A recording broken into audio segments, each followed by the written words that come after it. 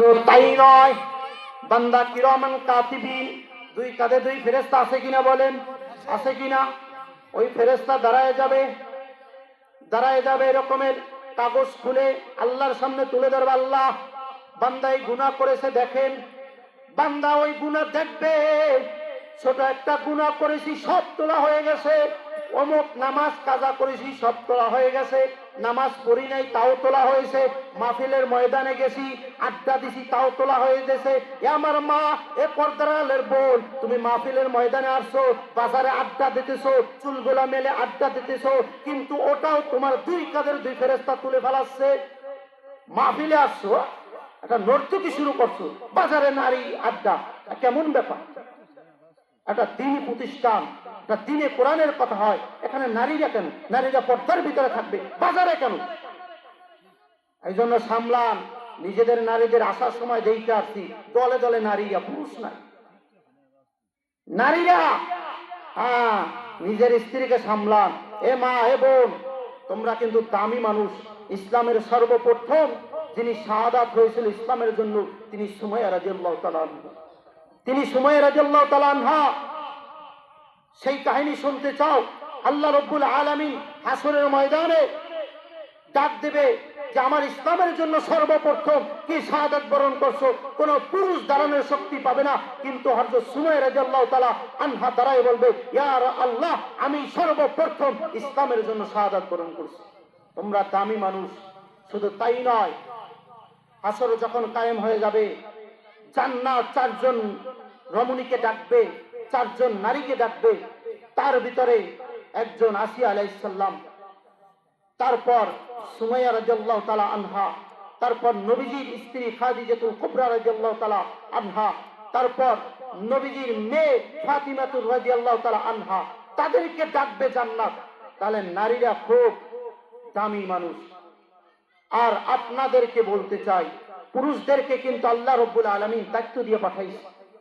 একটা নারী চারজন পুরুষকে জাহান্নামে নেবে, চারজন পুরুষকে। তার ভিতরে একজন বাবা হবে সর্বপ্রথম জাহান্নামে, যে তুমি তোমার মেয়েকে কেন কন্ট্রোল করো নাই, তুমি তোমার মেয়েকে কেন ছেড়ে দিয়েছো। তারপর হবে স্বামী, আজকে যত নামাজ পড়ি, যত জিকির আজকার করি, আমি আমার মেয়েকে কন্ট্রোল করতে পারি নাই, আমি আমার স্ত্রীকে কন্ট্রোল করতে পারি নাই। আমার স্ত্রী বেপরদায় চলে, আমার মেয়ে বেপরদায় চলে, আমার মেয়ে বোরকা ছাড়া কলেজে যায়, আমার মেয়ে চুল মেলে কলেজে যায়, আমার স্ত্রী পার্কে ঘুরতে যায়, আমার স্ত্রী বোরকা ছাড়া রাস্তাঘাটে হাঁটে। তুমি মনে করছো তুমি বাইসে যাবা? নামাজ পড়ে বাইসে যাবা, হজ করে বাইসে যাবা? কোনো কাজে আসবে না রে। আরে মুসল্লি, তুমি সামনের কাতারে নামাজ পড়ো, তোমার বিবি বাজারে গাজারে টো করে, আর তুমি সামনের কাতারে নামাজ পড়ো। এই জন্য ঘরকে সামলাও। এ আমার বোন, এ আমার বোন, এ আমার মা, কষ্ট পাইও না কথা দ্বারা, তোমাদেরকে বুঝাইয়া যায়, পর্দার ভিতরে থাকো, তোমরা দামি মানুষ। আল্লাহ রাব্বুল আলামিন বলেন, বান্দি তুই যখন পর্দার ভিতরে থাকবি, আমি আল্লাহ তোর চেহারার ভিতরে নূর দিয়ে দেবো। সুবহানাল্লাহ। তাহলে কি বলতেছিলাম ওইদিকে, যে রব্বুল আলামিন বলতেছেন যে দুই কাঁধের দুই ফেরেশতা বিপক্ষে সাক্ষী দিয়ে দেবে, দুই কাঁধের দুই ফেরেশতা সাক্ষী দিয়ে দেবে। শুধু তাই নয়, আমলনামা, চেনেন নি আমলনামা? আমলনামা সেই দিন আল্লাহ তাআলা খুলে দেবে যে বান্দা অমুক গুনাহ করেছো, তমুক গুনাহ করেছো, দেখ তোর আমলনামা দেখ। যখন আল্লাহ তাআলা আমলনামাটা এরকম খুলে ধরবে, ওই বান্দা আমলনামা দেখবে। আল্লাহ রসুল সাল্লাল্লাহু আলাইহি সাল্লামকে আল্লাহ তাআলা বলতেছে, ইয়া রাসূলুল্লাহ, যখন গুনাহগার বান্দাদের সামনে আমলনামা তুলে ধরা হবে, ওই বান্দাগণ, ওই গুনাহগার বান্দাগণ হাউমাউ করে কাঁদবার হাসরের ময়দানে দৌড়াবে আর বলবে, আরে আমার আমলনামার কি অবস্থা, গুনাহ করছি, নামাজ কাজা করছি, সব তোলা হয়ে গেছে। তারপর দৌড়াইতে এক পর্যায়ে আল্লাহ তাআলা আওয়াজ দিবে, বান্দা দৌড়াইয়া কোনো লাভ নাই, ধর তোর আমলনামা নে, তোর আমলনামা নে। নাফরমানগণ ডান হাত পাততে, আল্লাহ আমার আমলনামাটা দেন। তখন আল্লাহ তাআলা বলবে, নাফরমান, দুনিয়ায় বৈশা গুনাহ করছো, এখন আবার ডান হাতে আমলনামা চাস? দুনিয়ায় বৈশা গুনাহ করছো, আমার নাফরমানি করছো, আর এখন আবার ডান হাতে আমলনামা চাও? কাজ হবে না, বাম হাত পাত।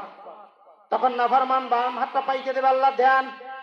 বলবে, হযরত আব্দুল্লাহ ইবনে জুবাইর রাদিয়াল্লাহু তাআলা আনহুর রিওয়ায়াত বুখারী শরীফে আছে, আল্লাহ রসুল সাল্লাল্লাহু আলাইহি সাল্লাম বলেন, নাফরমানের বাম হাতটা পিছনের দিকে নিয়ে সামনের দিকে আনবে। নারে তাকবীর, নারে তাকবীর।